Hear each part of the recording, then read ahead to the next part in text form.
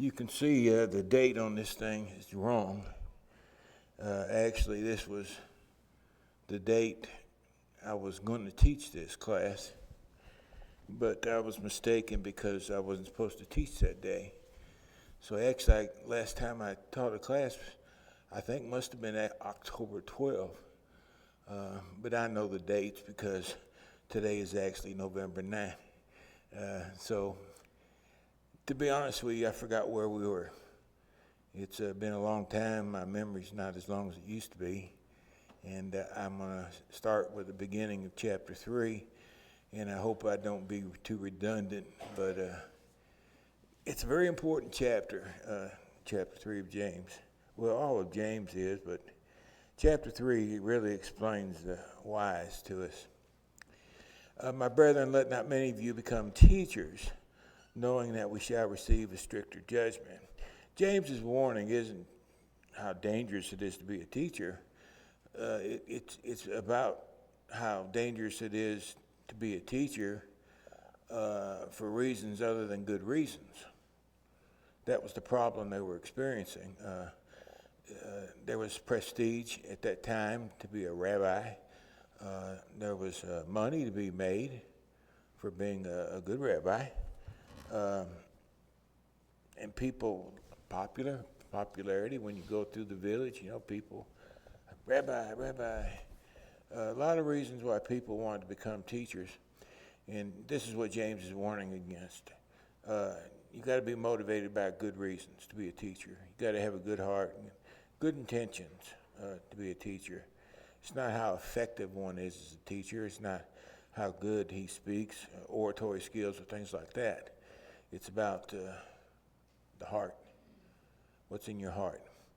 Beware. Be careful. You got to have the right heart. Why? Because we all stumble in many things, and we know that. Well, we know that. We stumble all the time. We stumble. And James say, we all, he stumbled too in many things. If anyone does not stumble in word, he is a perfect man. The word seems to be the weakest point of human beings. If he does not stumble in word, he's a perfect man, complete, whole, entire, able also to bridle the entire body. If you can control your tongue, you can control the rest of yourself, because the tongue is the hard one. We put bits in horses' mouths that they may obey us. We turn their whole body, just with a small bit in the mouth, in that massive creature.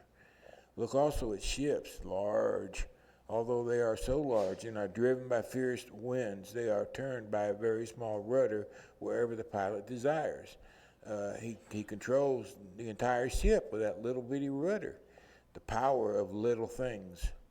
Even so, the tongue, it's a little member, and it boasts great things. See how great a force a little fire kindles, the problems that come from the tongue.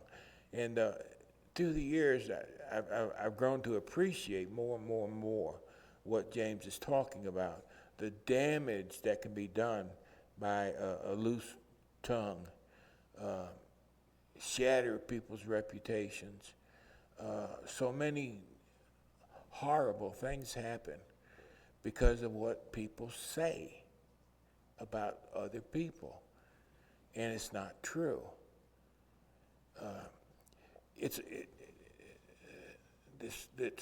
These false statements about other people, character assassination, is likened unto murder in the Bible, because you murder a person's reputation. I think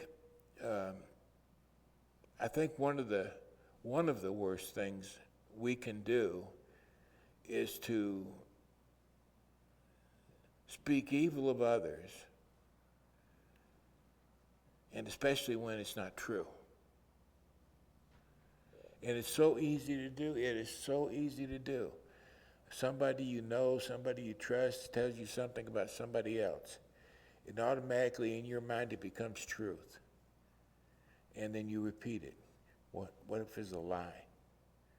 Now you're repeating a lie. You're spreading a lie. You're spreading gossip. You're assassinating other people's character. And the damage that can be done is, oh my goodness, horrible, horrible. Every preacher knows about such things. We make a lot of people angry, and they say things about us that aren't true. And there's used to I try to combat those things, but it's not impossible. And the only thing you really can do is just let her fly and hope that the right people will believe in you more than those who spread lies about you. Because you can't stop it. Man, when that tongue gets going, it's gone. And then it ain't coming back. And it's a horrible thing. When you're the victim of it, it's a horrible thing that happens. The tongue is a fire, a world of iniquity. The tongue is so set among our members that it can defile the entire body. And it sets on fire the course of nature, and it is set on fire by hell. Now, that's a hard statement. I don't care who it is. That's a difficult statement to try to understand. I'm going to break it down in 3 parts. First of all, the tongue is a fire. Well, Solomon said in 1627, an ungodly man digs up evil, and it is on his lips like a burning fire. He's shooting out these fiery darts about someone else. Evil reports about another man. It's a fire. It sets things on fire. It's a world of iniquity. The world of iniquity is a phrase that indicates that the tongue, when improperly used, is the sum of evil. It's the sum of evil. It's likened unto the devil, because the devil, he was an accuser of the brethren, and when you accuse people of things that's not true, you become in league with the devil. And the sad part is sometimes we don't even know it, because whoever told us what they told us, we believed it was true. And now we start throwing out the fiery darts ourselves. Oh, you got to be careful. And it defiles the entire body. Defiles from spilo. It means to spot or to stain. The improper use of the tongue will spot or stain the entire body. Have a big mark on us because of the sin that we've committed. A slanderer eventually exhibits the effects of his sin in his own personality. I've watched this happen a lot of times in life. Number one, his outlook on life becomes polluted. A person who loves to talk evil about other people, their view of life becomes dirty, becomes useless, it becomes ugly. Everything becomes ugly. As they spread rumors all the time, lying about people, other people, or lying about things that happen, they become ugly in the process. They don't even know it. It's a gradual thing.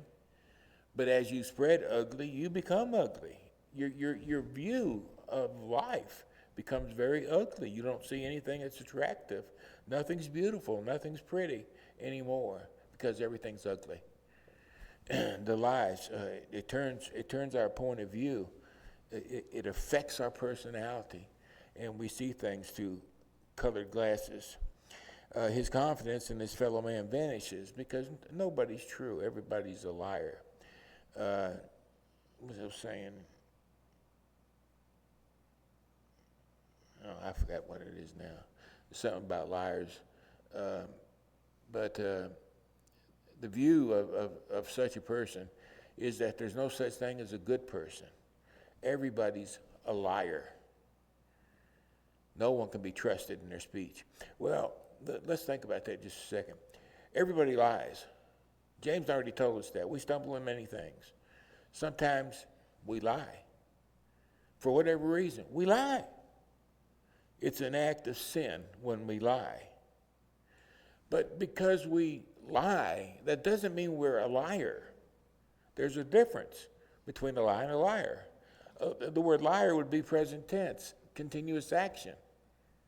To tell a lie for whatever reason, whether in ignorance or knowingly, you tell a lie, that's an act. But a person who is a liar is a person who lies habitually. So because a person tells a lie, that doesn't make them evil. That doesn't make them hopeless. that makes them human. But to continue lying, to indulge in lying for the pleasure of lying, that's going to affect your view of other people. That's what happens with prostitution. Men who participate in prostitution get an ugly opinion about women in general because of the coldness, the harshness, the vileness of prostitutes sometimes. Men surmise that all women are this way, and their attitude towards women diminishes. Pornography. People like to watch pornography. It's one of the biggest businesses in our culture. But as men watch pornography, or women watch pornography, their opinion of the opposite sex is denigrated. They stop appreciating beauty. Now, when I say beauty, I'm talking about outward and inward. For me, inward's most important. I like beautiful people, kind, considerate, compassionate, et cetera, et cetera. To me, that's a beautiful thing to see in people. But when people indulge in pornography, their opinion of the opposite sex is denigrated much. They get to where they look at the other person not as a person, but as an object of gratification. This person is there to satisfy my needs. That's the value of my wife. She satisfies my needs, and she becomes an object to the man. She's a tool in his tool belt that's used and put up. It's not good. It affects the mind more than people think it does. You know, I read some time ago, I can't remember where, but it was something I trusted in, but that all people that were in prison that was interviewed for rape, murder, and such as that, say it all began with pornography and their love of it. They continued to increase in their ungodly activities, and finally it led to rape and in some cases even murder. But they all said it started with pornography. It's like a cancer in the brain. It eats a person up like a drug. And it's so gradual that the guy or woman who's engaged doesn't know what's happening. They don't see themselves becoming ugly. To them, nothing's changed, but others can see it by the way they talk, by the way they talk about other people. It has a terrible effect on us. And of course, the spiritual life grows stale and dies. When Christian people engage in lying or find out that they have engaged in lying and don't repent of it, engaging in pornography, any kind of sin as a way of life, their faith in God becomes stale. They become indifferent towards the Lord and His church and her works, her growth, spread of Christianity. These things don't matter. The ugliness of sin takes hold of us, and nothing is much worthwhile anymore. It's a terrible thing. It all begins with the tongue. A mechanic may be capable of doing excellent work, may be very good, but if he lies to us, suddenly he's untrustworthy. that right? How many lies does he have to tell you before you get to where you can't trust him? Can we say one?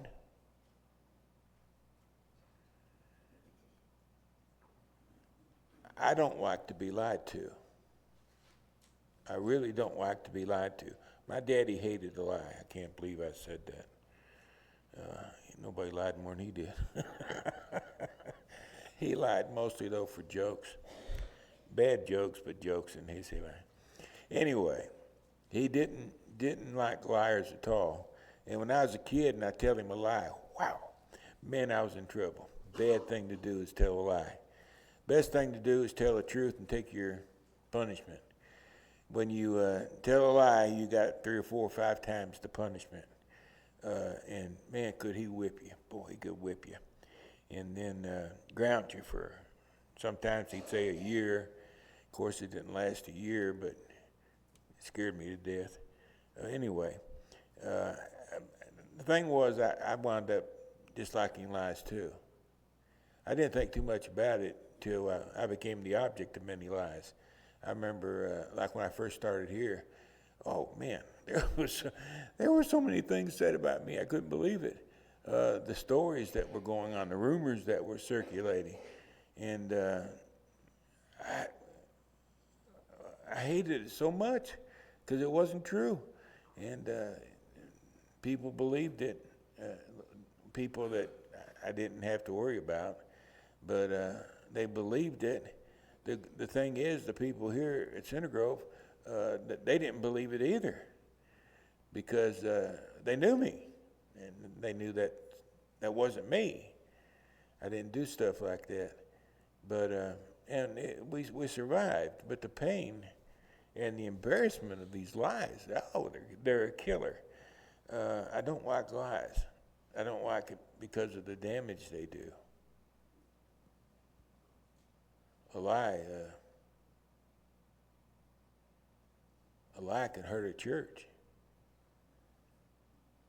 Lies hurt churches. I've often wondered what the Lord, how he'll judge those who create problems in the church by spreading a falsehood. You know, he loves his church so much, and damage done to her because of a lie is a terrible, terrible thing. Terrible. It's ancient and true adage, no one is better than his word. And that's really how we judge people, isn't it? By what they say and do. We listen to people talk. We judge as they talk. The person appears to be truthful or not, but we make decisions as we listen to somebody's speech. The tongue is a fire. It sets on fire the course of nature, and it's set on fire by hell. That's a difficult text right there. I pulled up the ESV, and here's what it has. Setting on fire the entire course of life and set on fire by hell. I think that's a fair translation of this particular statement. It's a lot more understandable. A person's entire life is affected by the loose tongue. It affects the individual that spreads the lie. It affects the individual who's being lied on. It sets on fire the entire course of their life, depending on the severity of the lie, of course. And it's set on fire by hell. The fire that rages because of a lying tongue can only be likened unto the fire of hell itself because of the damage that's done by the tongue. Now, people, I know they don't look at the lie this seriously. What we are reading is how God looks at the lie. Regardless of what we think, this is what God thinks. The lying tongue is something that is likened by God unto hell itself. That's the way he judges it. That's how much he hates it. A lying tongue. I've often wondered if which the Lord despises the most, murder, taking of human life, or murder, denigrating the character of another individual.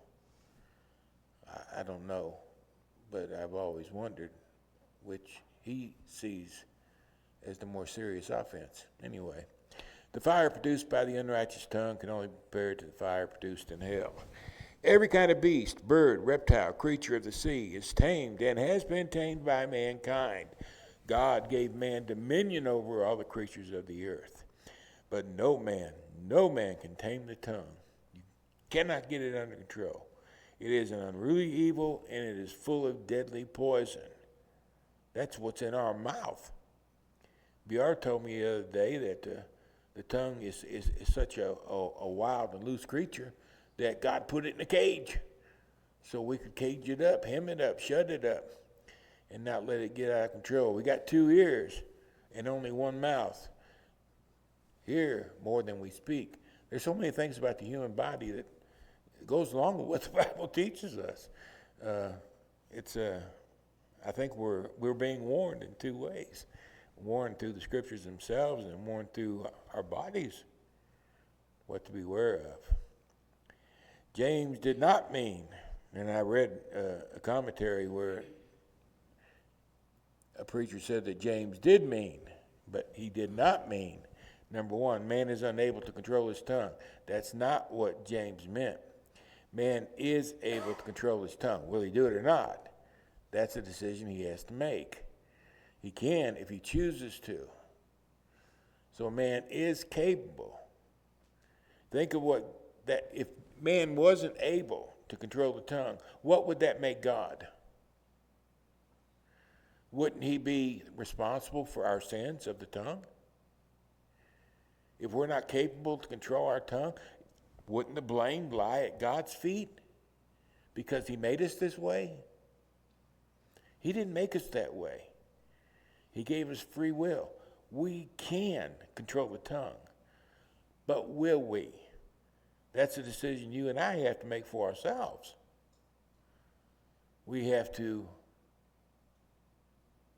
learn certain rules to follow when we speak or don't speak. He does not mean man is excused from abuses of its improper use. Well, you can't control your tongue anyway, so God isn't going to hold you accountable for what the tongue does. That's not what James is talking about. Not at all. Thirdly, God assigned an impossible task, yet demands that it be done. What does that make God? If God gave us a tongue we cannot control, it's beyond our ability, yet he demands that we do it anyway, what kind of a God are we talking about? It would be a monster, not a God. Not the God we know, at least. Tamed wild animals roam free, but we have to keep a chain on our tongue. We got to take it seriously. That's number 1. We got to realize and believe the damage that can be done by an out-of-control tongue. In Psalm 140, verse 3, the psalmist said, they sharpen their tongues like a serpent. The poison of asps is under their lips. What a way to live, huh? Always looking for ugly. And if it isn't there, becoming a little bit creative and make it uglier or uglier than it was. What a way to get joy in life. But people do it. This is section 6, number 3, contradictions of the tongue, verses 9 through 12. With the tongue we bless our God and Father, and with the tongue we curse men, who have been made in the similitude of God. How many are guilty of this one? Matter of fact, I pulled one Friday.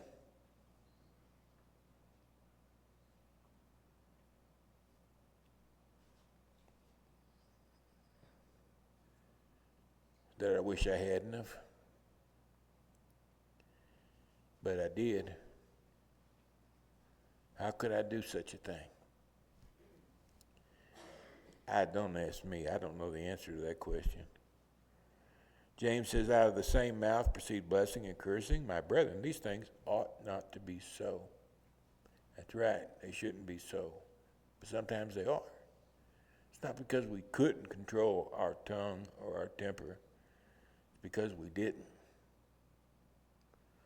We let it run away from us, and we lost control.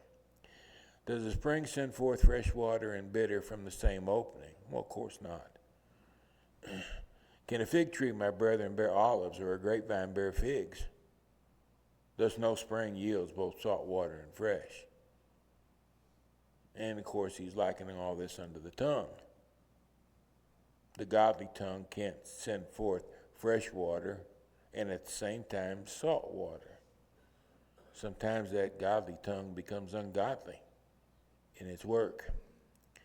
The word devil is translated from the Greek diablos. It means a slanderer, accuser, false witness. This is what God called Satan, devil. He's also called a liar and the father of lies. Some are like their father, the devil. Oh, nobody's going to agree to that. But if a person is a slanderer, accuser, and a false witness, habitually holding on to a lie,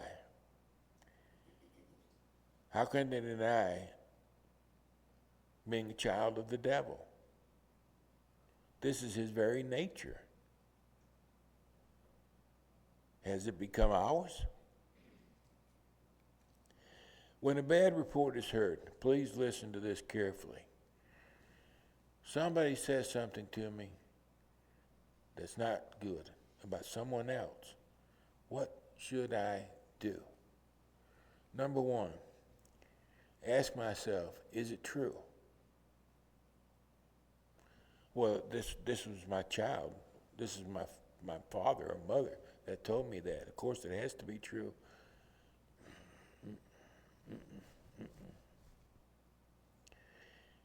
When you're told something ugly about someone, first question, you ask yourself, is it true? And the only way you can know if something is true is to investigate. You got to investigate. Personally, I've always found the best way to find out the truth is to go to the head of the stream and ask. Person who's spreading a lie, why have you said what you said? What do you know that I don't know? You know, there's been a few times where a person they were correct in their judgment. And after they told me what they knew, I was almost in agreement. First, I had to go talk to the other person, and then I found out, well, that was true.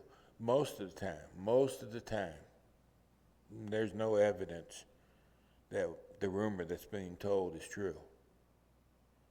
Well, my mother told me, well, your mother probably believed somebody she trusted, and she told you something that's not true. Not purposely, out of ignorance. But what are you going to do with it? Well, the first thing you want to do is it true? And find out if it's true or not. And if it's not true, what's the second thing you're going to do? You're going to go tell your mama. Mama, what you told me isn't true. And then explain to her why it isn't true. So she can stop saying whatever it was she was saying.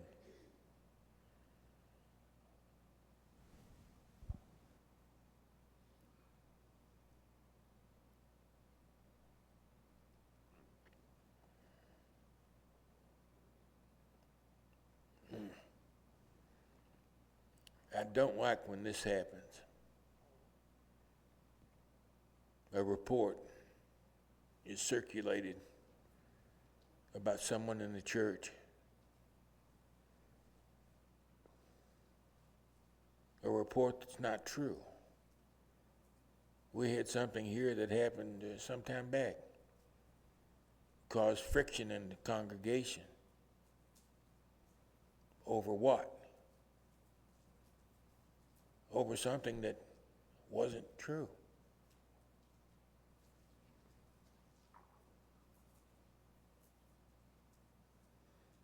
I knew it wasn't true. I was involved with it almost from the beginning. I knew what took place. I knew what happened.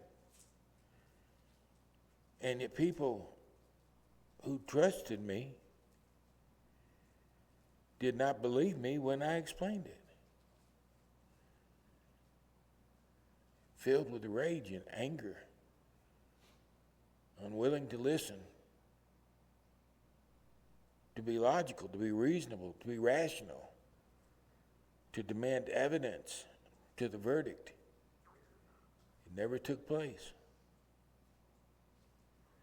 And honestly, it just absolutely breaks my heart because I love these people like crazy.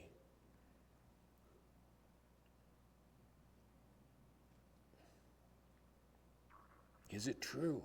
Simple question. Is it? Well, my daughter told me, of course it's true. Is it true? Find out if it's true. There are people to talk to. There are things to find out. If you need to know, find out. That's what I would do. Secondly, is it going to do any good to repeat it? Somebody tells me a big juicy tale on someone. I can tell it or I can keep my mouth shut. What do I do? Well, let's suppose that the tale is true. Somebody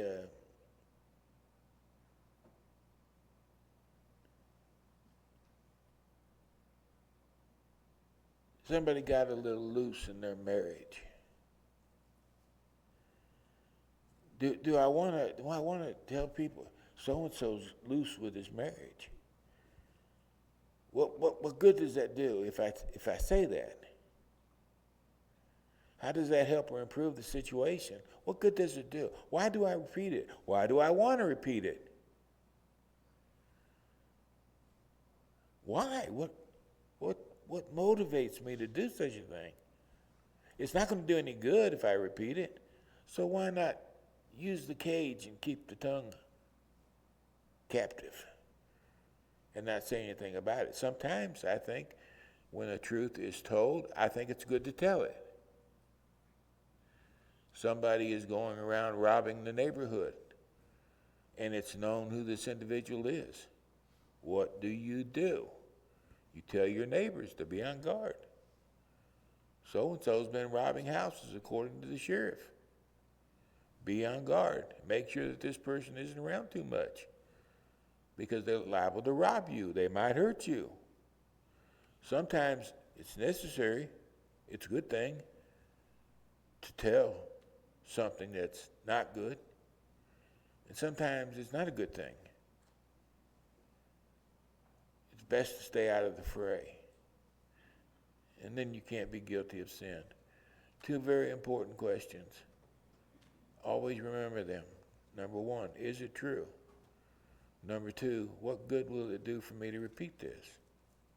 How's it going to help anybody? You brood of vipers, Jesus said, speaking to the religious leaders of the Jews. How can you, being evil people, possibly speak good things? For out of the abundance of the heart, the mouth speaks. The tongue, what we're talking about, this instrument of evil, the tongue is a reflection of the heart. What's in the heart comes out by means of the tongue. So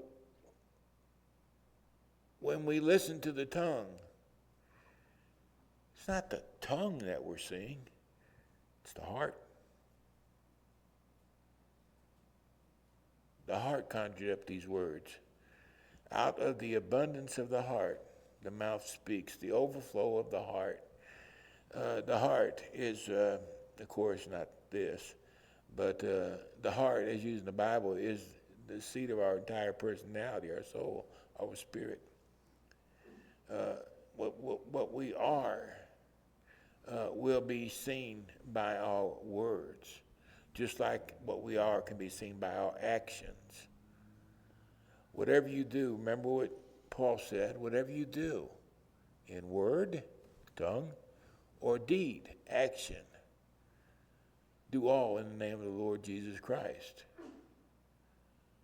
Doing what we do because we know it's the will of God and it's by the power of God that we say the things we say. Our words and our actions are a revealing of our very soul, whether it's black or white. And we don't look at things this way. God does. This is what we're learning. This is the mind of God. This is what God sees. This is what God thinks. And God's judgment is right. We can disagree with him all we want to, but God's judgment is right. God's judgment is going to stand in the day of the judgment, regardless of what you and I think. His will never change. Out of the abundance of the heart, the mouth speaks. A good man out of the good treasure of his heart brings forth good things, and an evil man out of the evil treasure of his heart brings forth evil things. If the heart is good, good things come forth from the tongue and the actions. If the heart is evil, evil things come forth from the tongue and the actions. In this case, the tongue. I say to you, boy, this is one that always flipped my cork. I say to you that for every idle word men may speak, they will give an account of it in the day of judgment. You know, there was a time I used to talk a whole lot. And after I read this and thought about it, I decided not to talk so much. Isn't that a funny thing for me to say? I sit up here and talk all the time. Idle talk, I don't engage in it much.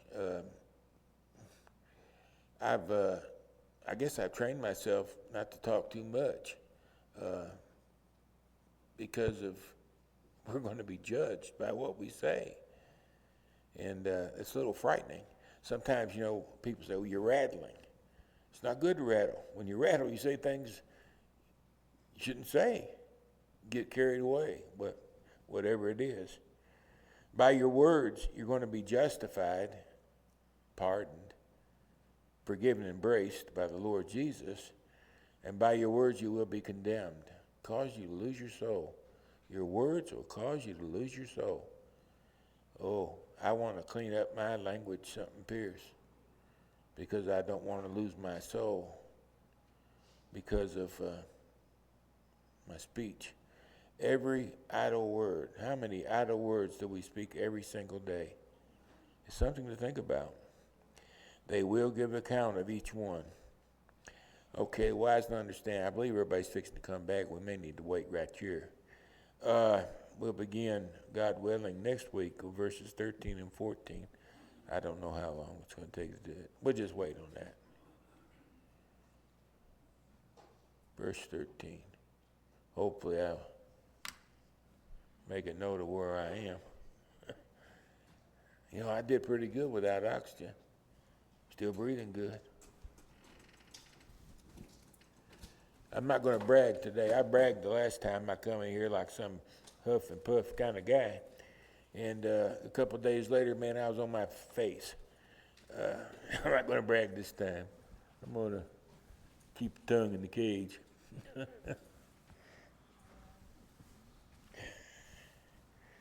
I forgot what I'm supposed to do.